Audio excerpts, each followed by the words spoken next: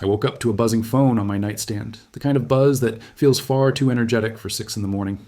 My eyes were still half shut when I saw the message. Meet us at 6 a.m. by the fountain. Wear running shoes. At first I thought it was a mistake. Who sends such a cryptic text without even saying who they are? But then I remembered I had joined a few local community groups online, book clubs, coffee meetups, even a photography circle. So, naturally, I assumed this was one of them. Maybe they wanted to do a sunrise photo walk or grab breakfast together. The running shoes part confused me, but I figured it was just a quirky way of saying dress casual. I stared at the message again, trying to decode it like it was some kind of riddle. The fountain? There was only one fountain in town that people used as a landmark, the one in the park near the library. It made sense. Maybe they wanted to meet there before heading to a cafe. The more I thought about it, the more it seemed like a fun idea. I had been telling myself to be more social, to say yes to things instead of hiding behind excuses. So, I convinced myself this was fate's way of nudging me out of bed. Besides, how bad could it be? At worst, I'd drink a bad cup of coffee. At best, I'd make new friends. The wear running shoes part still nagged at me, though. I didn't own fancy sneakers, just an old pair I used for errands. They were scuffed, the laces frayed, and the soles had seen better days. But I shrugged it off. If this was a casual meetup, no one would care. Maybe they were planning a short walk around the park before breakfast. That sounded reasonable. People loved pretending to be healthy before immediately undoing it with pancakes and syrup. I could handle that. By the time I got dressed, I had built up a whole story in my head. I imagined a group of friendly strangers, sipping coffee from paper cups, laughing about how early it was, maybe even sharing pastries. Someone would probably bring a box of donuts. I could already see myself holding a warm cup, nodding along to conversations about books or movies. The idea of it made me smile. It felt like the kind of wholesome small-town thing I had been missing. I left my apartment still half asleep, clutching a thermos of lukewarm coffee like it was a lifeline. The streets were quiet, the kind of quiet that only exists before the world wakes up. Streetlights flickered, and the air was cool enough to make me shiver. I walked toward the park, rehearsing small talk in my head. So what do you all do? How did you find this group? I even thought of a joke about how I wasn't a morning person, which I was sure would get a laugh. When I reached the fountain, I expected to see a few people sitting on the edge, maybe yawning, maybe scrolling through their phones. Instead, I saw a cluster of figures in bright neon clothing, stretching like they were about to compete in the Olympics. One man was touching his toes with alarming ease. Another woman was jogging in place, her ponytail bouncing like it was powered by its own battery. My first thought was, wow, these people are really awake for 6 in the morning. My second thought was, wait, why are they all dressed like that? I froze a few steps away, suddenly unsure if I was in the right place. But before I could turn around, one of them spotted me. Hey, you must be new, a tall guy shouted, waving enthusiastically. The others turned to look, smiling like I was a long-lost friend. My heart sank. This was not a coffee club. This was not a book discussion. This was something far more dangerous. A group of people who actually enjoyed exercise. I tried to play it cool, forcing a smile as I walked closer. Yeah, I said, my voice cracking slightly. I got the message. They nodded, as if that explained everything. No one asked who I was or how I found them. They just accepted me instantly, which should have been comforting, but instead felt like a trap. The woman jogging in place stopped long enough to clap her hands. Perfect timing. We're about to start. Start what? I wanted to ask, but the words stuck in my throat. As they circled around me, I noticed how cheerful they all looked. Too cheerful. Their eyes sparkled, their skin glowed, and not one of them looked like they had just rolled out of bed. Meanwhile, I was clutching my thermos like a shield, my old sneakers already squeaking against the pavement. I thought about confessing my mistake, about saying, oh, sorry, I thought this was a coffee thing. But their smiles were so wide, so expectant that I couldn't bring myself to disappoint them, so I nodded, pretending I belonged, even though every instinct screamed otherwise. Oh, great, the tall guy said, patting me on the back. Don't worry, we'll take it easy on you. The group laughed, and I laughed too, though I had no idea what was funny. In that moment, I realized I had made a terrible mistake. This wasn't a casual meetup. This was something else entirely. And I was already in too deep to back out. The sky was still painted in shades of gray when I stepped into the park, clutching my thermos like it was a passport to safety. The air smelled faintly of wet grass and something metallic, like the world hadn't quite woken up yet. I expected to see a few sleepy people sitting around the fountain, maybe yawning into their coffee cups, maybe flipping through paperback novels. Instead, I was greeted by a scene that looked like a sportswear commercial gone wrong. Bright neon colors flashed in the dim light, greens, oranges, pinks, so loud they seemed to hum. For a moment, I thought I had stumbled into the wrong place, but then someone waved at me with the kind of enthusiasm that made escape impossible. I slowed my steps, trying to process what I was seeing. A man in a fluorescent yellow tank top was lunging so low I thought he might split in half. Another woman in electric pink leggings was bouncing on her toes like she had springs in her shoes. They weren't just awake, they were vibrating with energy, like they had been plugged into some secret power source. My heart sank. This was not the cozy, caffeine-fueled gathering I had imagined. This was something else entirely. Something that required stamina, sweat, and possibly a signed waiver. The closer I got, the more surreal it felt. Their sneakers squeaked against the pavement as they stretched. Their ponytails swished like metronomes, and their laughter rang out far too loudly for such an ungodly hour. I glanced down at my own shoes, scuffed, tired, and barely holding together, and felt like a fraud. I had come prepared for small talk and croissants, not synchronized lunges and motivational slogans. My thermos suddenly felt ridiculous in my hand, like I had brought a teddy bear to a battlefield. "Hey, you made it!" a tall man shouted, jogging over to me with a grin so wide it looked rehearsed. He slapped me on the back, nearly spilling my coffee. "First time, huh? Don't worry, we'll take it easy on you." His words were meant to reassure, but they only made my stomach twist. Take it easy? On me? That implied there was something to take easy in the first place, and I had a sinking suspicion it wasn't going to involve sitting down. I tried to laugh, but it came out as a nervous cough. "Yeah, first time," I muttered, though I wasn't sure what I was admitting to. First time what? First time waking up this early. First time being tricked into a nightmare disguised as a social event. The group didn't seem to care. They welcomed me with nods and smiles, as if my presence was expected, as if I had been chosen. That should have been comforting, but instead it felt like I had walked into a trap that had been set just for me. As I stood there, surrounded by neon and optimism, I realized how out of place I was. My old hoodie sagged at the shoulders, my coffee steamed weakly in the cool air, and my sneakers squeaked with every nervous shuffle. Meanwhile, they looked like a team, sleek, coordinated, glowing with health. They weren't just people who jogged. They were joggers, capital J, the kind who probably owned heart rate monitors and debated the merits of different protein powders.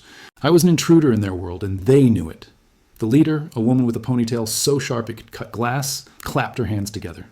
"All right, team, let's get moving," she announced, her voice bright and commanding. The group cheered, actually cheered, like this was the highlight of their week. My heart thudded in my chest. Moving? Already? I hadn't even finished my coffee. I wanted to protest, to explain the misunderstanding, but the words stuck in my throat. Their energy was overwhelming, like a tide I couldn't fight. I took a hesitant step back, considering escape. Maybe I could pretend I had the wrong fountain. Maybe I could fake a sudden stomach ache. But before I could act, the tall man was at my side again, guiding me forward with a firm hand on my shoulder. "Don't be shy," he said, his grin unwavering. "Well, we were all new once." His tone was friendly, but there was something final about it, like a door closing behind me. The group began to jog in place, their feet pounding in unison, their breaths steady and controlled. I tried to mimic them, but my movements were clumsy, my coffee sloshing dangerously close to the rim. I felt like a child pretending to be an adult, out of sync and painfully obvious. My dread deepened with every bounce of their ponytails, every synchronized inhale and exhale. This wasn't just a jog. This was a ritual, and I had been drafted into it without consent. As the first rays of sunlight broke over the horizon, I caught my reflection in the fountain's water. My hoodie hung loose, my hair stuck out in odd directions, and my face was pale with regret. Around me, the joggers glowed like warriors preparing for battle. In that moment, the truth hit me with brutal clarity. I had made a terrible mistake. This wasn't a coffee club. This wasn't a book discussion. This was the beginning of something I wasn't ready for, and I already knew I was going to regret every step. The leader clapped her hands together, and the sound cracked through the morning air like a starter pistol. "All right, everyone, light stretches," she announced, her voice carrying the authority of a drill sergeant disguised in neon. The group immediately obeyed, dropping into synchronized movements, as if they had rehearsed this routine for years. I stood there awkwardly, still holding my thermos, wondering if light meant something different in their world. Because what I was seeing looked less like stretching and more like a warm-up for an Olympic qualifier. They bent forward, touching their toes with ease, their spines folding like they were made of rubber. I tried to follow, but my hamstrings screamed in protest, and I barely made it halfway down before wobbling back up. A few of them glanced at me with polite smiles, the kind you give a child who's trying to play an adult's game. I laughed nervously, hoping to pass it off as a joke, but the sound came out too loud, echoing in the quiet park. No one else laughed. They were too focused, too disciplined, their breaths moving in unison like a single organism. Next came lunges, deep, punishing lunges that made my thighs tremble after just 2 attempts. The woman in pink leggings dropped so low her knee practically kissed the ground, while I wobbled dangerously, nearly tipping over. "Keep your balance," someone called out cheerfully, as if balance were something you could just order off a menu. I forced a grin, pretending I was fine, but inside I was already regretting every decision that had led me here. My coffee sloshed in my stomach, mocking me with every movement. Then they moved into jumping jacks, their arms slicing through the air in perfect rhythm. The sound of sneakers hitting pavement created a steady beat, like a drumline. I joined in, flailing, slightly off tempo, my hoodie bouncing awkwardly with each jump. My arms felt heavy, my legs sluggish, and I was painfully aware of how out of sync I was. They looked like a team, a unit, while I looked like the one person who had wandered into the wrong rehearsal. The more I tried to keep up, the more obvious it became that I didn't belong. What unsettled me most wasn't just the difficulty of the stretches, it was the way they all seemed to move as one. No one complained, no one lagged, no one even looked tired. Their faces glowed with a strange, serene joy, as if this was more than exercise. It felt ritualistic, almost ceremonial, like I had stumbled into a secret society that worshipped at the altar of cardio. Their camaraderie was palpable, a bond forged in sweat and discipline, and I was the outsider, fumbling at the edges. At one point, the leader barked, "High knees!" and the group instantly obeyed, their legs pumping like pistons.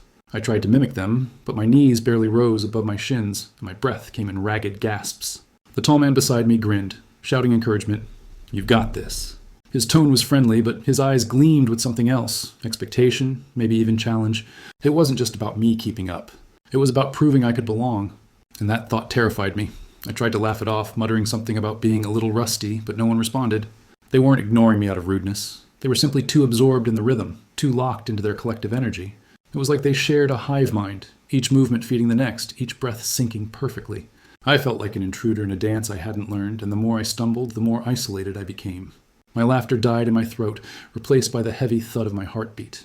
The stretches grew more intense, morphing into push-ups and planks. "Just a light warm-up," the leader said, her voice maddeningly cheerful. My arms shook violently as I tried to hold myself up, sweat already dripping down my forehead. Around me, the others held steady, their bodies straight and strong, their faces calm. I collapsed after 10 seconds, pretending I needed to tie my shoe, but no one bought it. They just smiled knowingly, as if they had all been through this initiation before. That was when I realized the truth. This wasn't just exercise. This was a test. A test of endurance, of willpower, of whether I could be molded into one of them. Their camaraderie wasn't casual. It was forged through shared suffering, and I was being dragged into it whether I wanted to or not. I could feel their energy pressing in on me, urging me to conform, to surrender to the rhythm. And for a fleeting moment, I almost did. But then my body betrayed me. My legs buckled, my arms gave out, and I collapsed onto the grass, gasping for air. The group didn't laugh or mock me. Instead, they circled closer, their smiles wide, their encouragement relentless. "You're doing great," Brenda said, crouching beside me, her voice soft but firm. "Everyone struggles at first. That's how we grow." Her words should have been comforting, but they sent a chill down my spine. Because in that moment, I realized I wasn't just stretching, I was being initiated. The leader gave a sharp whistle, and just like that, the group took off. No countdown, no gentle easing into it, just a sudden surge of neon bodies moving forward in perfect rhythm. I stumbled after them, clutching my thermos until I realized how ridiculous that was and shoved it into a nearby bush. My legs felt stiff from the so-called light stretches, and my lungs were already protesting. The sound of sneakers slapping against pavement filled the air, steady and confident, while my own steps landed heavy and uneven, like a drumbeat out of sync with the band. Within the first minute, I knew I was in trouble. My chest tightened, my breath came in short, ragged bursts, and my arms flailed as I tried to keep pace. Meanwhile, the others jogged as if gravity didn't apply to them. They weren't just running, they were gliding, their movements smooth and effortless. Worse, they were talking, actually talking.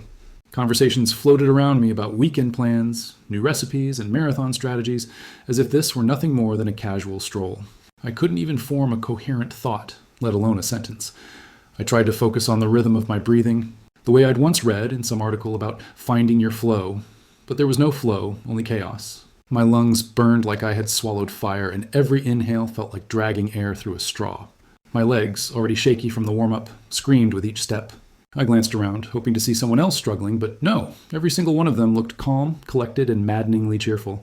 I was the only one unraveling, the weak link in their perfect chain. The tall man jogged beside me, grinning as if this were the best part of his day. "Doing great," he said, his voice annoyingly steady. I wanted to tell him that I was dying, that my body was staging a full-scale rebellion, but all I managed was a wheeze that sounded like a broken accordion. He nodded anyway, as if my gasping was some kind of affirmation. His encouragement didn't help. It only made me more aware of how far behind I was, how much I didn't belong. By the time we reached what I guessed was half a mile, I was already bargaining with myself. Just make it to that tree, I thought. Then you can stop. Just one more lamppost, then you can collapse with dignity. But every time I slowed, the group adjusted, circling me like sheepdogs herding a stray lamb. "No one gets left behind," Brenda called out, her voice bright and terrifying. The others echoed her words like a chant, and I felt the walls closing in. I wasn't running with them. I was being carried along, trapped in their relentless momentum. The conversations around me grew louder, more surreal. Someone was describing a new protein shake that tasted just like cake batter. Another was debating the best brand of compression socks. I wanted to scream, "How are you even talking right now?" My own thoughts were fragmented, broken into gasps. Breathe. Don't fall. Keep moving. I felt like I was drowning in air, flailing while everyone else floated effortlessly on the surface. My hoodie clung to me, heavy with sweat, and my sneakers slapped the pavement with embarrassing squeaks. I could feel my face flushing, my hair sticking to my forehead, every part of me screaming that I didn't belong here. The joggers, on the other hand, looked like they had been born for this. Their strides were long and graceful, their breathing steady, their smiles unshakable. I was the outsider, the imposter, the one dragging the group down, and they knew it. At one point, Brenda jogged backward, just to check on me. She smiled, not a drop of sweat on her face, and said, "See? You're doing fine." Then she spun back around and rejoined the group, her ponytail slicing the air like a whip. I wanted to collapse right there, to let the pavement swallow me whole, but their energy pulled me forward. It was like being caught in a current, powerless to resist. The first mile stretched on endlessly, each step heavier than the last. My lungs felt like they were filled with smoke, my legs like they were made of lead. I tried to distract myself by counting my steps, but I lost track after 50, my brain too foggy to hold on to numbers. All I could do was keep moving, one painful stride at a time, while the group floated ahead, chatting about weekend hikes and smoothie recipes. I was invisible, except for the sound of my own suffering. When Brenda finally called out, "1 mile down," the group cheered, raising their arms like they had just conquered Everest. I, on the other hand, nearly collapsed. My vision blurred, my chest heaved, and I wondered how I was supposed to survive the rest of this so-called light jog. The truth was undeniable now. I wasn't just out of shape. I was the weakest link, the one they would either break down or mold into one of them, and neither option felt like survival. By the time we hit what felt like the 100th step of this so-called light jog, my body had already filed several complaints. My lungs burned, my legs wobbled, and my brain screamed at me to find a way out. That's when the idea struck, the classic fake phone call. I slowed my pace, fumbling in my pocket for my phone, pretending to squint at the screen. "Oh no," I gasped between breaths. "Urgent work thing, gotta take this." I pressed the phone to my ear, nodding as if someone important was on the other end. But before I could even fake a sentence, the tall man jogged closer, grinning. "No worries, we'll slow down for you. You can talk and jog at the same time." His cheerfulness was suffocating. I tried to laugh, but it came out as a wheeze. "Yeah, multitasking," I muttered, holding the phone to my ear like a lifeline. I even pretended to say, "Yes, boss, I'll handle it right away," but the group didn't buy it. They just smiled knowingly, as if they had seen this trick before. Brenda, still jogging effortlessly at the front, called back, "Don't worry, we'll keep you company until you're done." Her voice was sweet, but there was an edge to it, like a velvet rope tightening around my neck. I realized then that escape wasn't going to be that easy, so I tried another tactic, the shoe trick. I slowed down, bent over dramatically, and tugged at my laces. "Oh no, my shoe's coming undone," I said, hoping they'd keep running without me. I crouched there, pretending to fuss with the knot, stretching the moment as long as possible. But when I looked up, they were all waiting. Every single one of them had stopped, jogging in place, smiling patiently. "Take your time," Brenda said, her tone syrupy sweet. "No one gets left behind." The phrase echoed in my ears, both comforting and terrifying. I tied and retied the same lace 3 times, stalling for dear life, but their eyes never left me. They weren't annoyed, they weren't impatient, they were expectant. It was as if my struggle was part of the ritual, a step they had all endured before. Their smiles didn't waver, their rhythm didn't falter. I felt like a specimen under a microscope, my every move observed and catalogued. Finally, with no excuse left, I stood up, forcing a weak grin. "All set," I said, though my heart sank. Desperation clawed at me. I tried one last excuse. "Actually, I just remembered, I have an early meeting. Really can't be late." I hoped the word meeting would carry enough weight to free me. But Brenda only laughed, a bright musical sound that somehow made my skin crawl. "That's okay," she said. "This is your meeting. And trust me, it's the most important one you'll ever attend." The group chuckled in agreement, their voices blending into a chorus that felt rehearsed. My stomach twisted. I realized then that their phrase, "no one gets left behind," wasn't just a motto. It was a rule, a law, maybe even a threat. They weren't going to let me leave, not until I had proven something, not until I had been broken down and rebuilt in their image. The thought chilled me, even as sweat poured down my face. I wasn't just jogging anymore. I was being initiated, tested, absorbed into something larger than myself. And the worst part was, I didn't know how to fight it. As we started moving again, I noticed how they subtly closed ranks around me. 2 joggers flanked me on either side, their strides perfectly matched, their smiles unwavering. Another drifted behind me, his footsteps steady, like a guard ensuring I didn't fall back. It wasn't aggressive, not exactly, but it was unmistakably deliberate.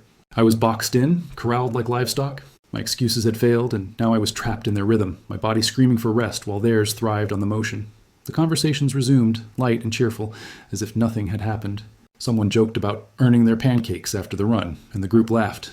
I tried to join in, but my laugh came out strangled, my breath too ragged to disguise the panic. They didn't seem to notice, or maybe they did, and they just didn't care.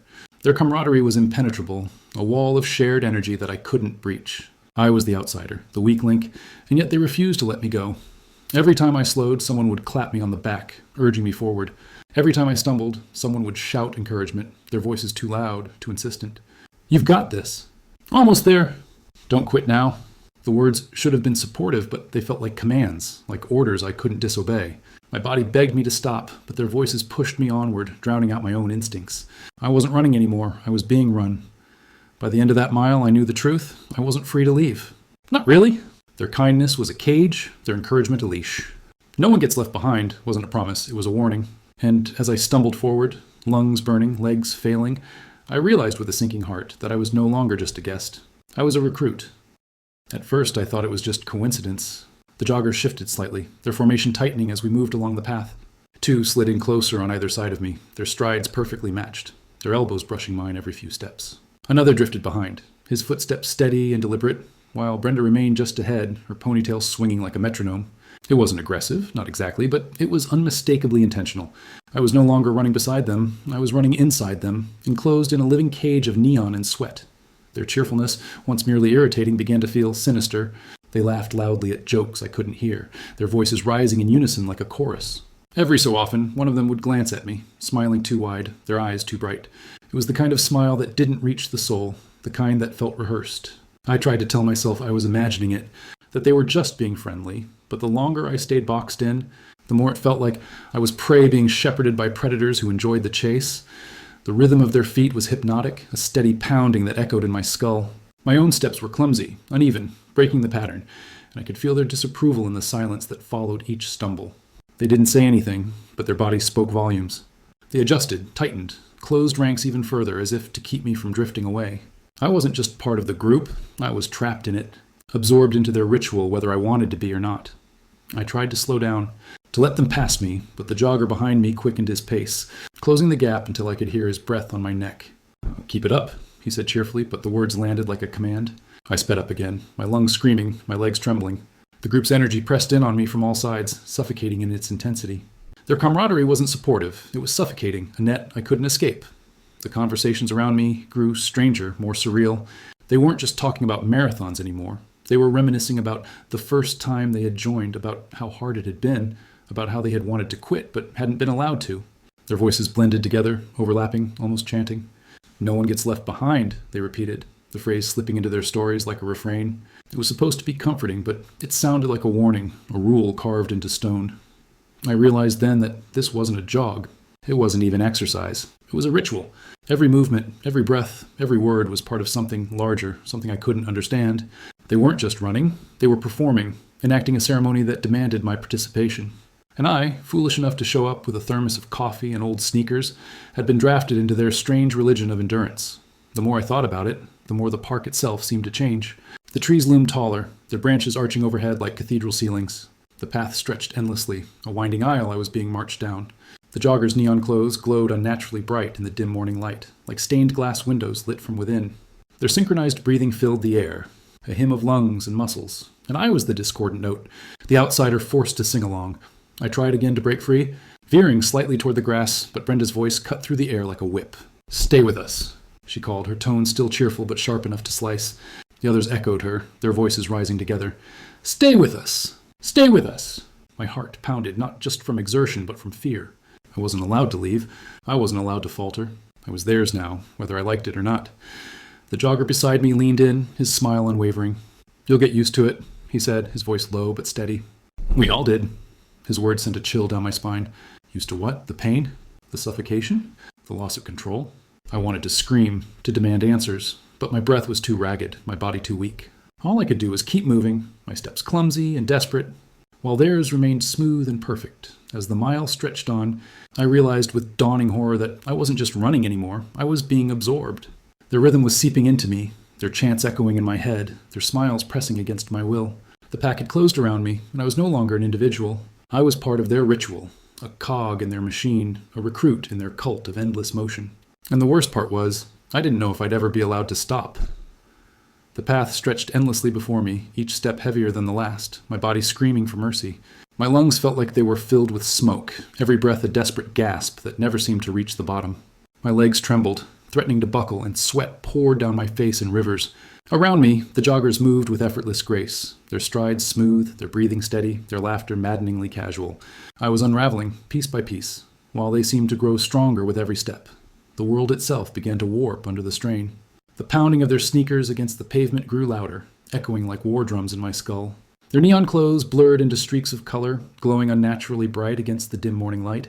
I blinked hard, but the colors only grew more vivid, swirling around me like a kaleidoscope. My vision tunneled, the edges darkening, until all I could see was the endless path ahead and the glowing figures that surrounded me. The sunrise broke over the horizon, spilling golden light across the park.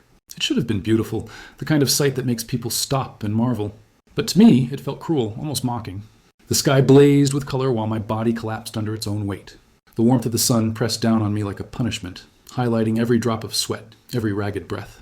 It was as if the universe itself was laughing at my suffering, dressing it up in beauty just to make it sting more. I began to hear things that didn't make sense. The joggers' voices blended into a chant, their words indistinguishable but rhythmic, pulsing with the beat of their feet. My own heartbeat joined in, thudding in my ears like a drum. For a moment, I thought I heard my name woven into their chorus, whispered and repeated, growing louder with every step. I shook my head, trying to clear it, but the sound clung to me, wrapping around my thoughts like vines. The trees lining the path seemed to lean closer, their branches arching overhead like skeletal arms. Shadows stretched unnaturally long, reaching across the pavement to grab at my feet. I stumbled, nearly falling, but the jogger beside me caught my arm, steadying me with a smile that was too wide, too perfect. "You're doing great," he said, his voice echoing strangely as if it came from inside my head rather than his mouth. I wanted to scream, but all that came out was a strangled gasp. My body was no longer my own. My legs moved mechanically, driven by momentum rather than will. My arms flailed uselessly, my chest heaved, and my vision blurred with every step. I felt like a puppet, strings pulled by the rhythm of the group, my own desires irrelevant. The jogger's energy pressed in on me, suffocating, overwhelming, until I couldn't tell where they ended and I began. I was dissolving into their ritual, my individuality slipping away with every ragged breath. The sunrise grew brighter, blinding, until it felt like the entire world was on fire. The light seared my eyes, painting everything in shades of gold and red. The joggers glowed like celestial beings, their neon clothes transformed into halos of light. They weren't people anymore. They were something else, something larger, something eternal. And I was the intruder, the mortal dragged unwillingly into their divine ceremony. My suffering was their offering, my collapse their initiation. I tried to stop, to plant my feet and refuse to move, but my body betrayed me. My legs kept going, stumbling forward even as my mind screamed to quit. My lungs clawed for air, my throat burned, and my vision swam with spots of light. I felt the ground tilt beneath me, the world spinning, and for a moment I was sure I would fall. But the pack closed in tighter, their hands brushing my arms, their voices rising in encouragement that sounded more like commands. "Don't stop, don't stop, don't stop." The absurdity of it all hit me in waves. Here I was, a grown adult, dragged into a nightmare disguised as a morning jog. The beauty of the sunrise, the cheerfulness of the group, the rhythm of their feet, it all clashed violently with the agony tearing through my body. It was grotesque, almost comical, like a cruel joke played by the universe. I wanted to laugh, to cry, to collapse.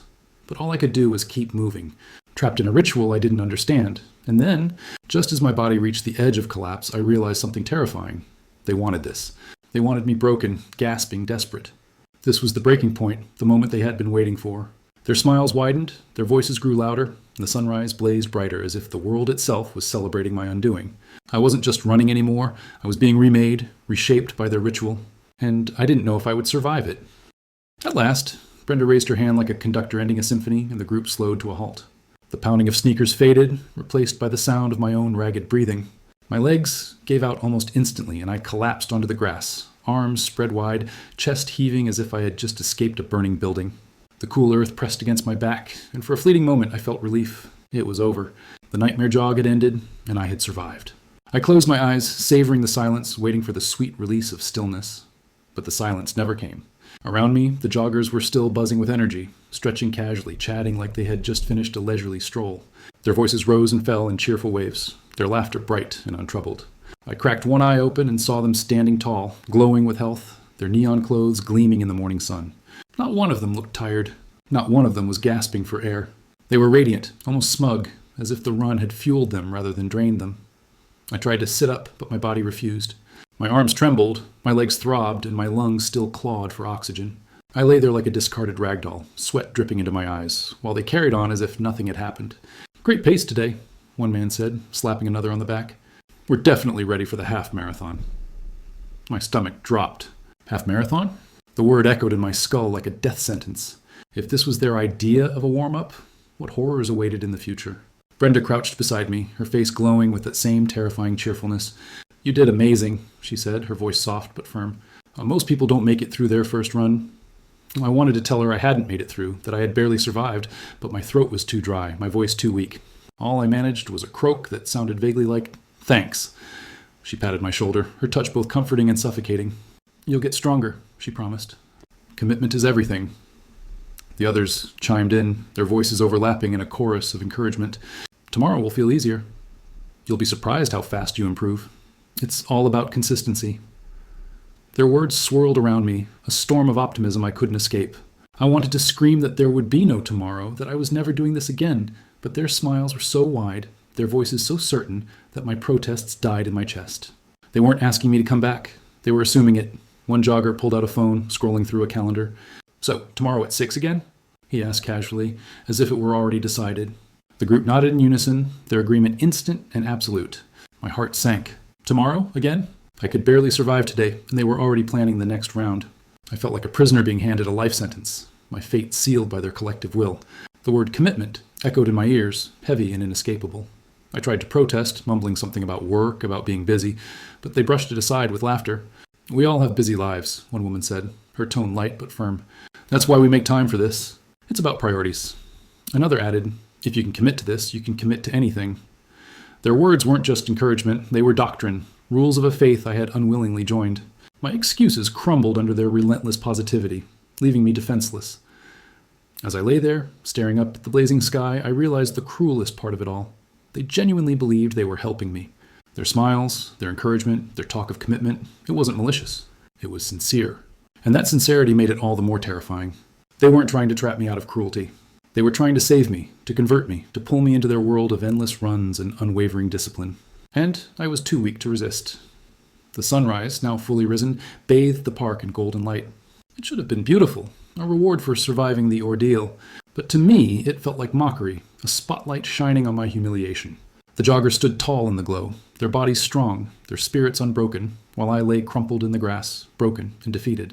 The contrast was unbearable, the beauty of the morning paired with the ugliness of my suffering. It was a cruel joke, and I was the punchline. Brenda stood, clapping her hands to gather the group's attention. "Same time tomorrow," she announced, her voice bright and commanding. The others cheered, raising their arms in triumph. I closed my eyes, my heart sinking into the earth beneath me. I had thought it was over, that I had survived. But it wasn't over. It was only the beginning. And as their voices echoed around me, chanting about marathons and commitment, I realized with dread that I might never escape. Brenda crouched down beside me as I lay sprawled on the grass, her shadow cutting across my face like a curtain. She wasn't even sweating. Not a single bead of moisture clung to her skin, while I was drenched, my hoodie plastered to me like a second, soggy skin. Her eyes sparkled in the sunlight, calm and unwavering, and her smile was so wide it felt rehearsed. "You did so well," she said softly, her voice carrying the weight of authority disguised as kindness. "Most people don't make it this far." I wanted to laugh, to tell her I hadn't made it at all, that I was seconds away from collapsing into unconsciousness. But her gaze pinned me in place, steady and unblinking. She radiated a kind of terrifying serenity, the kind that made you feel both comforted and trapped. This is where you're meant to be," she continued, her tone gentle but firm. "You belong here." The words slid into my ears like honey, sweet but sticky, impossible to shake off. The others gathered around, forming a loose circle, their neon clothes glowing in the morning light. They nodded in agreement, their smiles identical, their eyes shining with the same strange conviction. "We all started just like you," one of them said, struggling, doubting, wanting to quit. "But Brenda showed us the truth." Their voices overlapped, weaving together into a chorus of encouragement that felt less like support and more like indoctrination. I tried to protest, to say something, anything that would free me from their grip. "I'm not really a runner," I croaked, my voice hoarse. but Brenda only tilted her head, her smile never faltering. "Oh, that's what everyone says at first," she replied. "It's not about running. It's about commitment, about becoming who you were meant to be." Her words wrapped around me like chains, soft but unbreakable. The joggers leaned in closer, their presence overwhelming. One clapped me on the back, another offered me a bottle of water, their gestures kind but suffocating. "You'll see," someone whispered. "It gets easier. It gets better. You'll thank us one day." Their cheerfulness pressed against me from all sides, leaving no room for escape. I felt cornered, not by aggression, but by relentless positivity that left no space for refusal. Brenda's eyes locked onto mine, and for a moment I felt like she could see straight through me. "You've been searching for something, haven't you?" she asked, her voice low, intimate. "A place to belong, a reason to push yourself. That's why you came here. That's why you stayed." I wanted to deny it, to tell her it was all a mistake, but the words caught in my throat. Her certainty was so absolute, so unwavering, that it made my own doubts feel small and foolish. The group murmured in agreement, their voices blending into a hum that vibrated in my chest.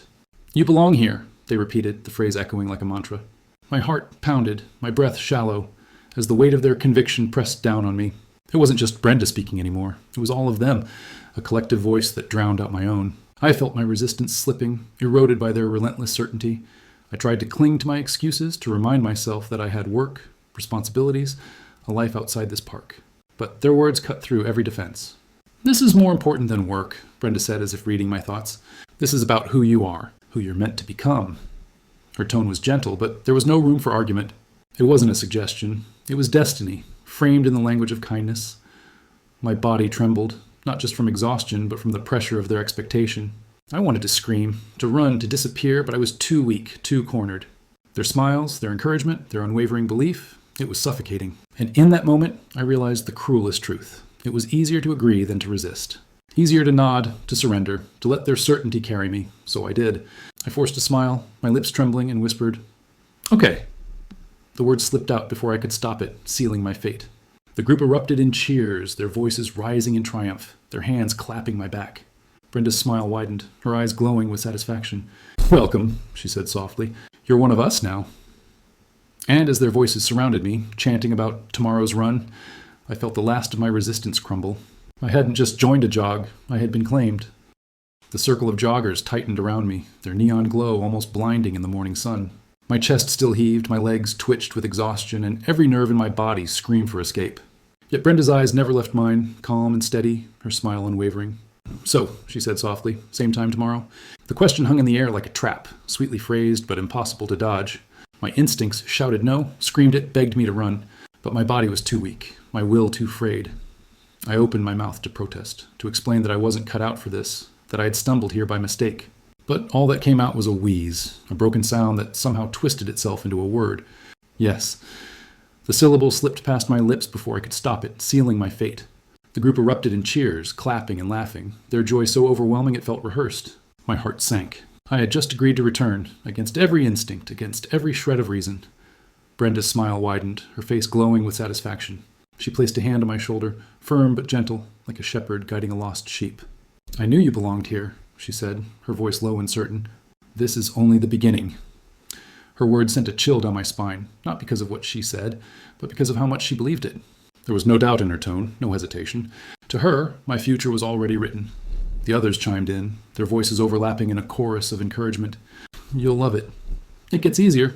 Wait until you feel the runner's high." Their words swirled around me, drowning out my own thoughts. I wanted to scream that I didn't want any of it, that I wanted my coffee and my quiet mornings back. But their conviction was too strong, their energy too overwhelming. My voice was gone, swallowed by their certainty. I tried to stand, but my legs buckled, and 2 joggers immediately caught me, steadying me with smiles that were far too kind. "Don't worry," one said. "We've all been there." The other added, "Tomorrow will be better. You'll see." Their kindness pressed down on me like a weight, suffocating in its sincerity. It wasn't cruelty that trapped me. It was their relentless belief that this was good for me, that this was destiny. As they helped me to my feet, I caught sight of the fountain's reflection. My face was pale, my eyes wide with dread, while theirs glowed with health and certainty. It was like looking at 2 different species, them radiant and unbroken, me crumpled and unwilling. Yet somehow I had been absorbed into their world, claimed by their ritual. The reflection mocked me, a reminder that I no longer belonged to myself. The group began to disperse, chatting cheerfully about protein shakes and weekend runs. Brenda lingered, her gaze still locked on me. Rest up, she said, her tone both kind and commanding. Tomorrow, we go further? The words hit me like a blow. Further, the thought of repeating this ordeal, of pushing beyond today's suffering, made my stomach twist. But I nodded anyway, my body betraying me once more. As they walked away, their neon clothes glowing like beacons, I sank back onto the grass, my body trembling. The park was quiet again, the sunrise blazing overhead, but the silence felt different now. It wasn't peaceful. It was ominous, heavy with the weight of what was to come. I had thought this was just a mistake, a misunderstanding. But now I knew it was something else entirely. Something I couldn't escape. I picked up my abandoned thermos, the coffee inside now cold and bitter. I took a sip, hoping it would ground me, but it only tasted like defeat. My mind replayed the moment I had said yes, the cheers that followed, Brenda's glowing smile. The word echoed in my head, louder and louder until it drowned out everything else. Yes, yes, yes. It was no longer an answer, it was a sentence, and that's how I accidentally joined a morning jog club, and instantly regretted it. I thought it was over, that I had survived the worst. But deep down, I knew the truth. This was only the beginning. Tomorrow would come, and with it, another run. And the day after that, and the day after that. Each one darker, stranger, more demanding. I had been claimed by the cult of the jog, and there was no turning back.